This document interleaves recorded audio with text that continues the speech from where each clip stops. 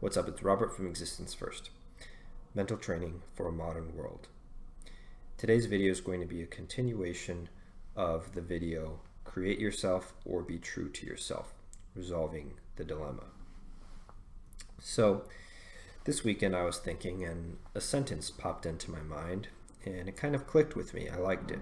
And that sentence is, never apologize for a positive attitude. Never apologize for a positive attitude. There's a lot of negativity out there, a lot of negative vibes, a lot of negative frequencies, and I think in large part it kind of begins with the news media and trickles down to people around us, and then can trickle from those people onto us. And if we're not careful, then our frequency can be sort of disrupted. And that gave me an idea. I think that the sentence, be true to yourself, maybe is not the best choice of words. It might be a little misleading because self kind of suggests some sort of permanent essence, which if you've been watching these videos, you know that's not the direction I go in. I talk about the person as a process, as something that's constantly changing. What you're looking at that you call this person, Robert, is not a thing. It is a dynamic biological process, and right now is producing speech and ideas, and it's just this constant changing thing. And there's a frequency, there's a vibe to it.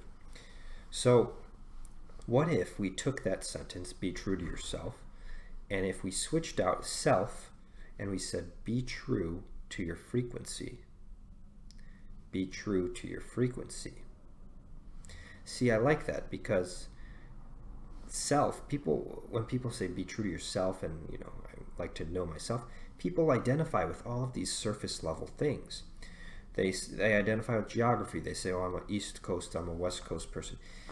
More important than whether you live on the East Coast or the West Coast is the vibe that you put out on that coast. People go around saying, I'm a gay man, I'm a straight man, or I'm neither. More important than which of those labels you put on yourself is what vibe you carry.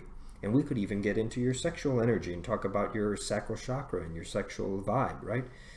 But that's way more important than whatever label you're going to put on it. Okay? So we have to not be tricked by these surface level things, and we have to go at these deeper levels. We are not chimpanzees here. We're not reptiles. We have a big brain. We can go a little bit deeper. Okay, we don't have to use these surface level explanations. Well, let's go back to frequency, and let's talk about frequency. Why would we ever deviate from our natural frequency? I kind of alluded to it earlier. It's when our environment is giving off a frequency and then ours kind of changes to resonate with that frequency. And I think it can begin as early as childhood. I think parents can exert an influence in two ways. Number one, they can misidentify the self with those surface level things and tell their kids, I want you to grow up to be a doctor or a lawyer, blah, blah, blah. Okay, well, newsflash, a person is a lot more than just a profession, okay? And number two, this is a big, big problem that I'm tired of seeing, is parents that are way too aggressive with their kids. Parents that cannot handle their own emotions. I see this over and over, and I saw it just today in an episode of The Prophet where this business owner, fully grown man with control issues, and he carried so much tension, and he was like, he couldn't communicate, he couldn't open his mouth. Why? As he said in the episode, he had an alcoholic, violent stepfather that anytime he said something that was not perfect or did something not perfect, he would get beaten. And this is just, are we barbarians here on planet Earth? Did we go back to level of gorillas? What is going on? We really need to get rid of these child abusers, because way too many people grow up and they're they're afraid to speak up because they had aggressive parents, whether it's parents or whether it's just other people in our environment. I think that we've deviated so far from our natural core frequency that that the only way that we can even begin to start getting back to it is to use this language of creation. So are we creating our whole new self from scratch? I don't know. I'm tempted to say no. However, the mindset needs to be one of creation.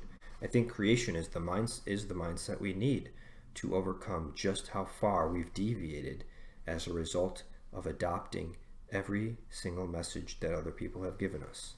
So to wrap up, new rules. Number one, we hold our frequency and we don't get affected by others. Number two, we do not use these surface level labels to describe ourselves. We are not reptiles, we are human beings. We have a brain powerful enough to think a little bit deeper. Think deeply and put your existence first.